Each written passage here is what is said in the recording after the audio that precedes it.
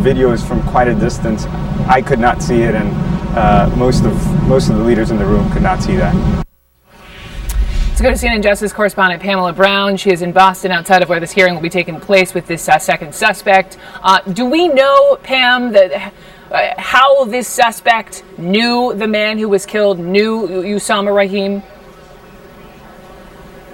We're hoping to learn more, Brooke, of course, when he appears in court. We know from the U.S. Attorney's Office here that the documents, they haven't been filed yet, so there's still a lot of questions about what his relationship was to the suspect who was killed yesterday. But I'm being told from law enforcement sources that this relationship between the two was more than just an online relationship. There was more to it. And of course, there's a third person law enforcement is looking at that we've learned has not been arrested, and authorities raided his home last night. We're learning a little bit more about the concern among law enforcement. We know that the suspect who was killed, he had been under 24/7 surveillance by law enforcement. They were very concerned about him, and we're being told that he had discussed several plots. One, according to my colleague Deb Frerick, included beheadings. The other, they talked about attacking police officers. But my colleagues Deb Frerick and Evan Perez say that it didn't appear that there was any viable plot that they were about to do, or anything operational. But I will tell you, from talking to law enforcement officials, they were concerned about the suspect that was killed yesterday, and the fact that he was under 24/7 surveillance really tells you something. They didn't know what would trigger him at any moment. That's what we're being told, and again, hoping to learn more about who David Wright is and what his relationship specifically was with the suspect who was killed. Brooke? Hold on quickly, Pamela, because I'm listening to you and I'm jotting down notes. So potentially plotting to attack police, no operational plot. And you mentioned the beheading. Beheading of whom? We don't know. What we're being told, and what my colleagues Evan Perez and Dave Farrick are being told, that it doesn't appear that there was a specific viable plot to behead police officers, but that they had talked about beheadings, and that separately it talked about another plot to attack police officers. But I think that's key, that at this point we're being told from law enforcement officials that there wasn't anything operational, but that they were very concerned about the suspect who was killed and about his associate, David Wright. So we are hoping to learn more about what exactly was in the works. Brooke? Got it. Pamela Brown, thank you so much. We'll keep in close contact with you as this hearing is about to get underway. Let's broaden out the discussion. Let me bring in CNN political commentator Buck Sexton, who is also a former CIA counterterrorism analyst. Also with me, retired Lieutenant Colonel Scott Mann, who was with the Army Special Forces. So, gentlemen, welcome to both of you. And Buck, let me just begin with you here. Just listening to Pamela, I mean, really the headline that jumped out at me. We knew that there were, an interest, apparently a plot to target police officers or perhaps government officials. And also reports that he, the man who was killed, and the other two associates were radicalized by ISIS or other extremist elements. Listening to these different threads, how do you read that? Based upon similar cases we've seen in the past, I think the assumption here would be that there was some radicalization that occurred online, and we know that ISIS has put out a call, this was earlier in the year, to attack officers. Police specifically. So ISIS is saying, pick your own target, don't wait for us to tell you. If you want to take part in your own personal jihad here in American soil or anywhere in the world, you can do that. Attack cops, attack law enforcement personnel and military and government personnel. So that's already out there. That's an official command from the Islamic State to essentially franchise this out. Now, on the issue of the surveillance and the operational nature of this, or where it was on that scale, the fact that they have them under 24/7 surveillance tells you 24/7 surveillance. This is rare. This is unusual. This would only happen with law enforcement personnel. True, when I was at the NYPD Intelligence Division as well. If it was an imminent threat, a very serious threat, if they were worried about a transition from just ideological jihadization into an operational phase, they're actually engaging in an attack. Now, these officers may not have had a warning of exactly when it was going to happen beyond the date of Tuesday, but we're talking about somebody who's saying he wants to behead police. He has a large knife on him, and if he wants to actually take that next step, there's not a lot of plotting that has to go into this. If he decides to attack an officer with that knife, we could have a fatality on our hands. So that's why they stepped in.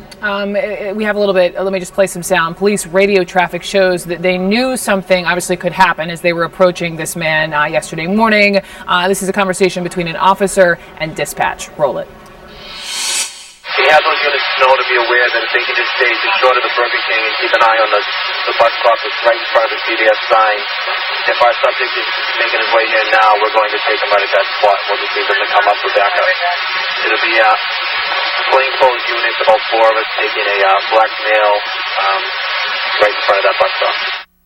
So, Buck, just staying with you, when they're saying we were thinking about taking him, presumably meaning arresting. That would be the assumption. They also, of course, could just go up and speak to the individual. Law enforcement is allowed to do that. They could say, look, we want to talk to you. This happens a lot in counter-radicalization efforts, right, where they know that somebody has said things that are concerning on social media. But I would guess that here we don't know what the charges are yet, but they could have performed an arrest right then and there. And by the way, 20 feet away, if you don't have your weapons drawn and somebody has an edged weapon, you are within the danger zone. That is a lethal situation for law enforcement. He can get that knife and attack before a lot of people be able to draw their firearm. Colonel, to you, I was reading some of your thoughts, and I know, as we've been reporting on a number of Westerners, most of them are quite young, inspired by the ISIS brand, for example. And so you were saying that there is a growing body of evidence showing Westerners breaking with their home societies to wage jihad against perceived threats to their faith. What do you mean by that? Yeah, I mean, this is something, Brooke, it's good to see that I've talked a lot about in my book, Game Changers, which is we don't pay a lot of attention to the strategic narrative and the story that ISIS and other extremist groups are telling people around the world, particularly young folks who are struggling with honor and identity. They're able to tie this narrative to young folks and really mobilize them to do their bidding in ways that don't require a lot of training. I mean, look at the reporter a few minutes ago talked about them being close to operational. With this kind of attack, it doesn't take much to get operational. And a well-told story that mobilizes folks online to strike out is becoming more and more common. And I think we're going to see more of it right here in the U.S. What about, Buck? Let me circle back to you just on the notion that not even 24 hours later, police and FBI showed the surveillance video to members of the Black and Muslim communities in Boston just for the sake of transparency. That was quick. I think that what we see here is law enforcement recognizing that there is a messaging that needs to happen when there's a fatal incident involving anyone and police, that they shouldn't allow false narratives to get out there, and they shouldn't allow people to think that this was some sort of an execution, shot in the back. The facts need to get out there quickly because it can take a lot more time to dispel a false narrative if it's allowed to sort of germinate in the early stages. Colonel Mann, you said that both the Bush and Obama administrations have really failed to change the perceptions of America from elsewhere in the world, specifically Middle East. Well, watching this war and participating in it for the last 14 years, my sense has been that we've really failed to acknowledge and deal with our enemy strategically and with the narrative and the strategic aim points that they have out there. We've tried to come at it top down. We really haven't worked bottom up in the tribal and clan societies, and I think we ignore, at our peril, Brooke, we really ignore this issue of narrative and how these extremist groups are able to tell a story around the world that mobilizes people to action. And now we're starting to move on beyond these spectacular attacks, and you're starting to see folks with a little bit of inspiration self-select to go on after police officers, after military members. And again, all of this is designed to draw us deeper into the fight. So we've got to start paying attention to this. And no, neither administration has paid enough attention to narrative and story like they need to. Buck, bigger question, and I know you don't have all the answers, but what's one way to counter that? Oh, well, a way to counter this is just to obviously try to make sure that the voices within the Islamic world who are decrying jihad and who are speaking about how this radicalization happens and the reasons why it is in fact outside of the faith and it's a bastardization of the faith, those are voices that we need to hold up and say, look, do the young people care? Do they get that? This is pretty darn effective. Not all of them. I mean, radicalization has been going on for a long time. Yeah. Lone wolf attacks are nothing new. You're not going to have perfect security. You're not going to have perfect counter-radicalization efforts, but they need to continue on because otherwise I think we'll see more of these. The frequency of these attacks with the Islamic State, with its clarion call around the world, specifically to attack the West and in America, we'll see more of these things, and it's very corrosive. If you have even a small attack that doesn't have any casualties or fatalities associated with it, there's a distrust, there's a corrosive effect in society that we also want to counter. So it's just a constant messaging effort. Buck Sexton, thank you. Scott Mann, thank you both for your time this afternoon. Appreciate it. Thank you. Still ahead, rescue crews racing all hours of the day, now cutting a hole in this capsized cruise ship, desperately trying to rescue anyone who could still be alive.